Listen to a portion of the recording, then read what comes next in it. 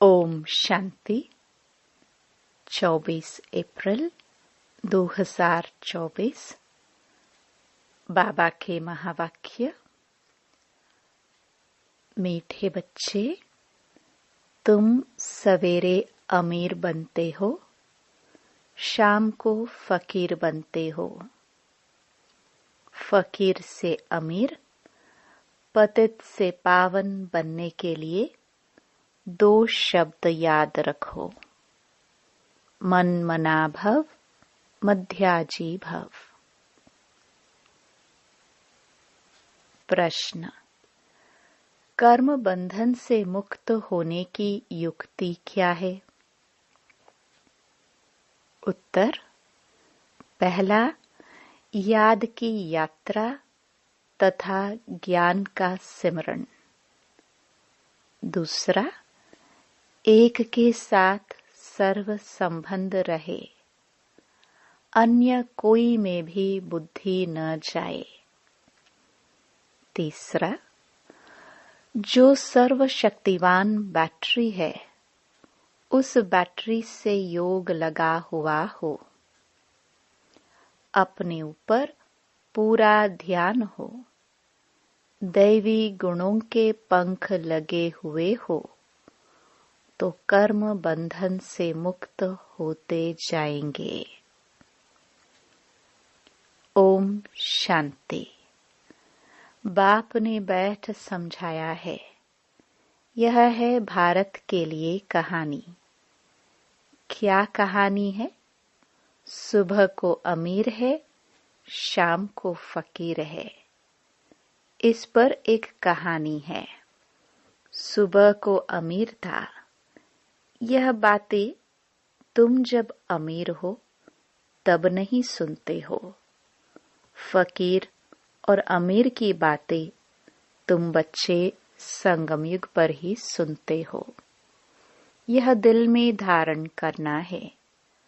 बरोबर भक्ति फकीर बनाती है, ज्ञान अमीर बनाता है। दिन और रात भी बेहद का है।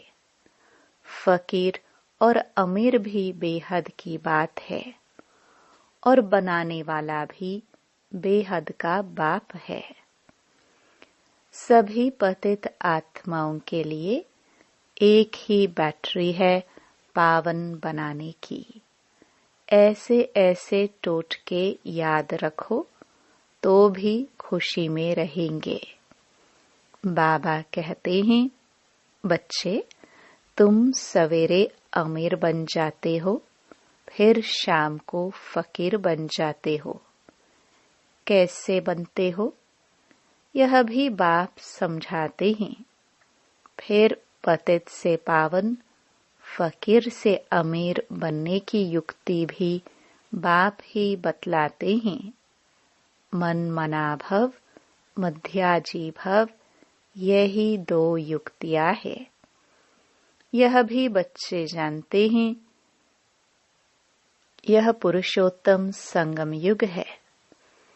तुम जो भी यहाँ बैठे हो, गारंटी है तुम स्वर्ग के अमीर जरूर बनेंगे। नंबरवार पुरुषार्थ अनुसार।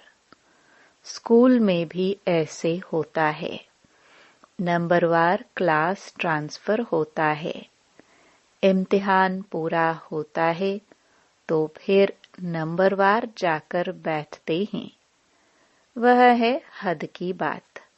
यह है बेहद की बात। नंबरवार रुद्र माला में जाते हैं। माला अथवा झाड़, बीज तो झाड़ का ही है। परमात्मा फिर मनुष्य सृष्टि का बीज है। यह बच्चे जानते हैं कि झाड़ वृद्धि को कैसे पाता है, पुराना कैसे होता है। आगे यह तुम नहीं जानते थे। बाप ने आकर समझाया है। अभी यह है पुरुषोत्तम संगम युग। अभी तुम बच्चों को पुरुषार्थ करना है। दैवी गुण के पंख भी धारण करने हैं। अपने ऊपर पूरा ध्यान देना है। याद की यात्रा से ही तुम पावन बनेंगे और कोई उपाय नहीं। बाप जो सर्वशक्तिवान बैटरी है, उनसे पूरा योग लगाना है। उनकी बैटरी कभी डीली नहीं होती। वह सतो रजो तमो में नहीं आते, क्योंकि उनकी सदा कर्मातीत अवस्था है। तुम बच्चे कर्म बंधन में आते हो। कितने कड़े बंधन हैं। इन कर्म बंधनों से मुक्त होने का एक ही उपाय है, याद की यात्रा। इसके सिवाय और कोई उपाय नहीं। जैसे यह ज्ञान है, यह भी हड्डियां नरम करता है। यूं तो भक्ति भी नरम बनाती है। कहेंगे यह बेचारा भक्त आदमी है, इनमें ठगी आदि कुछ भी नहीं है। परंतु भक्तों में ठगी भी होती है। बाबा अनुभवी है। आत्मा शरीर द्वारा धंधाधोरी करती है, तो इस जन्म का भी सब कुछ स्मृति में आता है। 4-5 वर्ष की आयु से अपनी जीवन कहानी याद रहनी चाहिए। कोई 10-20 वर्ष की बात भी भूल जाते हैं। जन्म जन्मांतर का नाम रूप तो याद नहीं रह सकता। एक जन्म का तो कुछ बता सकते हैं, फोटो आदि रखते हैं। दूसरे जन्म का तो पता नहीं रह सकता। हर एक आत्मा भिन्न नाम रूप देश काल में पाठ बजाती है। नाम रूप सब बदलता रहता है। यह तो बुद्धि में है, कैसे आत्मा एक शरीर छोड़ फिर दूसरा लेती है। जरूर 84 जन्म, 84 नाम, 84 बाप बने होंगे। अंत में फिर तमो प्रधान संबंध हो जाता है। इस समय जितने संबंध होते हैं, उतने कभी नहीं होते हैं। कलयुगी संबंधों को बंधन ही समझना चाहिए। कितने बच्चे होते हैं, फिर शादी करते हैं, फिर बच्चे पैदा करते हैं। इस समय सबसे जास्ती बंधन है चाचे मामे काके का। जितने जास्ती संबंध, उतने जास्ती बंधन। अखबार में पढ़ा 5 बच्चे इकट्ठे जन्मे, पांचों ही तंदुरुस्त हैं। हिसाब करो कितने ढेर संबंध बन जाते हैं। इस समय तुम्हारा संबंध सबसे छोटा है। सिर्फ एक बाप से सर्व संबंध हैं। दूसरा कोई से भी तुम्हारा बुद्धि योग नहीं है, सिवाय एक के। सतयुग में फिर इससे जास्ती है। हीरे जैसा जन्म तुम्हारा अभी है। हाईएस्ट बाप बच्चों को अडॉप्ट करते हैं। जीते जी गोद में जाना वर्षा पाने के लिए, सो अभी ही होता है। तुम ऐसे बाप की गोद में आए हो जिससे तुमको वर्षा मिलता है। तुम ब्राह्मणों से ऊंच कोई है नहीं। सबका योग एक के साथ है। तुम्हारा आपस में भी कोई संबंध नहीं।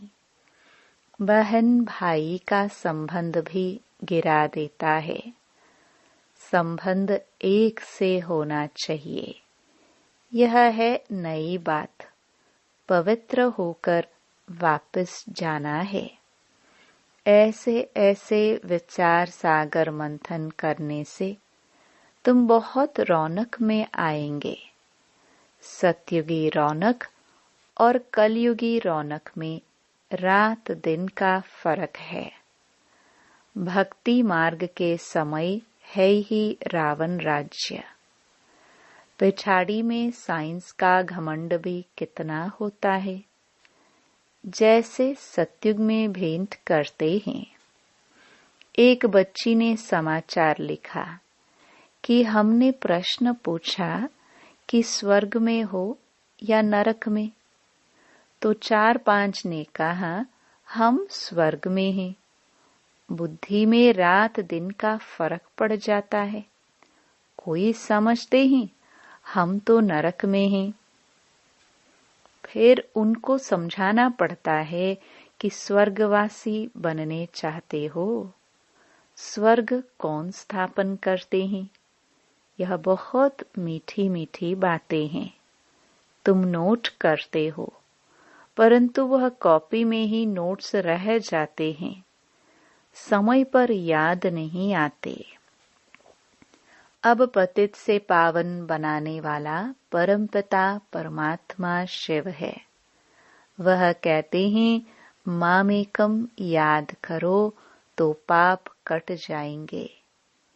याद में कोई तो आमदनी होगी ना। याद की रस्म अब निकली है। याद से ही तुम कितने ऊंच स्वच्छ बनते हो। जितनी जो मेहनत करेगा उतना ऊंच पद पाएगा।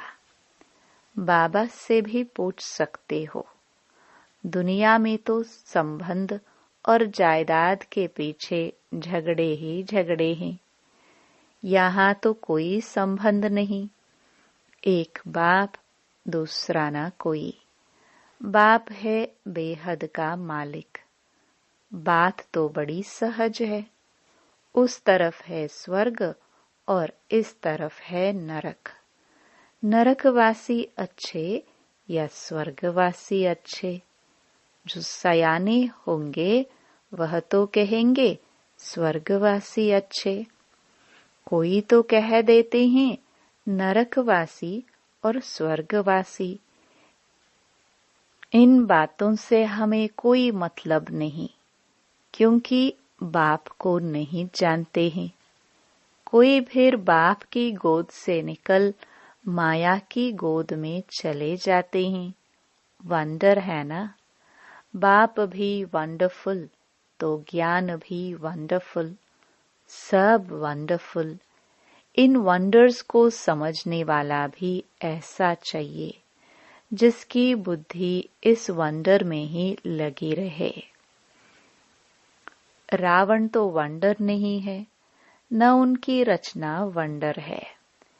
रात दिन का फर्क है। शास्त्रों में लिख दिया है, कालीदाह में गया, सर्प ने डसा, काला हो गया। अब तुम अच्छी रीति यह सब समझा सकते हो। श्री कृष्ण के चित्र को कोई उठाकर पढ़े तो रिफ्रेश हो जाए। 84 जन्मों की कहानी है। जैसे श्री कृष्ण की वैसे तुम्हारी। स्वर्ग में तो तुम आते हो ना, फिर त्रेता में भी आते रहते हैं। वृद्धि होती रहती है। ऐसे नहीं त्रेता में जो राजा होते हैं वह त्रेता में ही आएंगे। पढ़े के आगे अनपढ़े को भरी ढोनी पड़ेगी। यह ड्रामा का राज बाबा ही जान सकते हैं। अब तुम जानते हो, तुम्हारे मित्र संबंधी आदि सब नरकवासी हैं। हम पुरुषोत्तम संगम युगी हैं। अब पुरुषोत्तम बन रहे हैं। बाहर के रहने और यहाँ 7 रोज आकर रहने में बहुत फर्क पड़ जाता है। हंसों के संग से निकल बगुलों के संग में जाते हैं। बहुत बिगाड़ने वाला भी है। बहुत बच्चे मुरली की परवाह नहीं करते हैं। बाप समझाते हैं गफलत नहीं करो। तुमको खुशबूदार फूल बनना है। सिर्फ एक बात ही तुम्हारे लिए काफी है, याद की यात्रा। यहाँ तुमको ब्राह्मणों का ही संग है। कहाँ ऊंच ते ऊंच, कहाँ नीच। बच्चे लिखते हैं, बाबा बगुलों के झुंड में हम एक ही हंस क्या करेंगे। बगुले कांटे लगाते हैं, कितनी मेहनत करनी पड़ती है। बाप की श्रीमत पर चलने से पद भी ऊंच मिलेगा। सदैव हंस होकर रहो। बगुले के संग में बगुला न बन जाओ। गायन है आश्चर्यवत सुनंती कथंती भागंती। थोड़ा भी ज्ञान है तो स्वर्ग में आएंगे, परंतु फर्क रात दिन का पड़ जाता है। सजाए बहुत कड़ी खाएंगे। बाप कहते हैं, मेरी मत पर न चल। पतित बने तो 100 गुना दंड पड़ जाता है, फिर पद भी कम हो जाता है। यह राजाई स्थापन हो रही है, यह बातें भूल जाती हैं। यह भी याद रहे तो भी ऊंच पद पाने का पुरुषार्थ जरूर करे। नहीं करते हैं तो समझा जाता है। एक कान से सुन, दूसरे से निकाल देते हैं। बाप से योग नहीं। यहाँ रहते भी बुद्धि योग बाल बच्चों की तरफ है। बाप कहते हैं, सब कुछ भूल जाना है। इसको कहा जाता है वैराग्य। इसमें भी परसेंटेज हैं। कहाँ न कहाँ ख्यालात चले जाते हैं। एक दो से लव हो जाता है तो भी बुद्धि लटक जाती है। बाबा रोज समझाते हैं, इन आंखों से जो कुछ देखते हो वह सब खत्म होने वाला है। तुम्हारा बुद्धि योग नई दुनिया में रहे और बेहद के संबंधियों से बुद्धि योग रखना है। यह माशुक वंडरफुल है। भक्ति में गाते हैं, आप जब आएंगे तो आपके बिगर हम किसको भी याद नहीं करेंगे। अब मैं आया हूँ तो अब तुमको सब तरफ से बुद्धि योग हटाना पड़े ना। यह सब कुछ मिट्टी में मिल जाना है। तुम्हारे जैसे मिट्टी के साथ बुद्धि योग है। मेरे साथ बुद्धि योग होगा तो मालिक बन जाएंगे। बाप कितना समझदार बनाते हैं। मनुष्य नहीं जानते कि भक्ति क्या है और ज्ञान क्या है। अब तुमको ज्ञान मिला है, तब तुम भक्ति को भी समझते हो।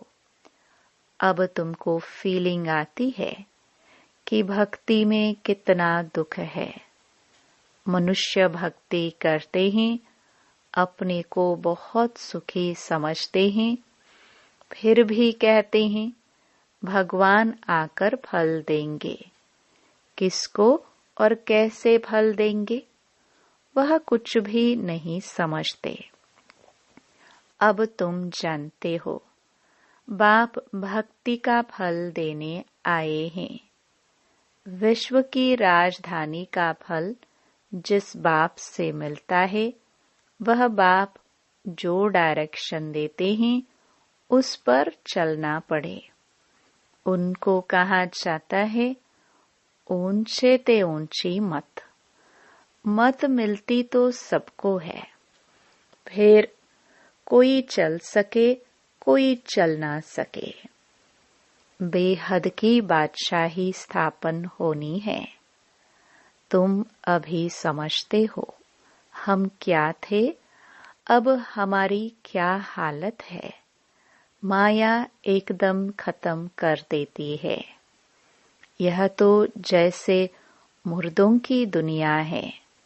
भक्ति मार्ग में तुम जो कुछ सुनते थे वह सब सत सत करते थे, लेकिन तुम जानते हो कि सच तो एक बाप ही सुनाते हैं। ऐसे बाप को याद करना चाहिए। यहाँ कोई बाहर वाला बैठा हो तो उनको कुछ भी समझ में नहीं आएगा। कहेंगे यह तो पता नहीं क्या सुनाते हैं। सारी दुनिया कहती है परमात्मा सर्वव्यापी है, और यह कहते हैं वह हमारा बाप है। कांद से ना ना करते रहेंगे। तुम्हारे अंदर से हाँ हाँ निकलती रहेगी। इसलिए नए कोई को अलाउ नहीं किया जाता है। अच्छा, मीठे मीठे सिखिलदे बच्चों प्रति मात पिता बाप दादा का याद प्यार और गुड मॉर्निंग। रूहानी बाप की रूहानी बच्चों को नमस्ते। धारणा के लिए मुख्य सार। पहला, खुशबूदार फूल बनने के लिए संग की बहुत संभाल करनी है। हंसों का संग करना है। हंस होकर रहना है। मुरली में कभी बेपरवाह नहीं बनना है। गफलत नहीं करनी है। दूसरा, कर्म बंधन से मुक्त होने के लिए संगम युग पर अपने सर्व संबंध एक बाप से रखने हैं। आपस में कोई संबंध नहीं रखना है। किसी हद के संबंध में लव रख बुद्धि योग लटकाना नहीं है। एक को ही याद करना है। वरदान, परमात्म लव में लीन होने व मिलन में मगन होने वाले सच्चे स्नेही भव।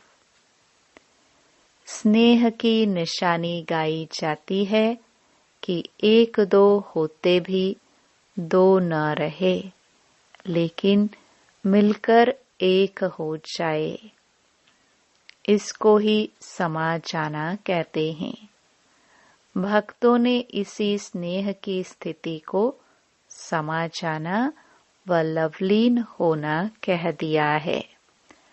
लव में लीन होना यह स्थिति है, लेकिन स्थिति के बदले उन्होंने आत्मा के अस्तित्व को सदा के लिए समाप्त होना समझ लिया है। आप बच्चे जब बाप के व रूहानी माशूक के मिलन में मगन हो जाते हो तो समान बन जाते हो। स्लोगन, अंतर्मुखी वह है जो व्यर्थ संकल्पों से मन का मौन रखता है। ओम शांति।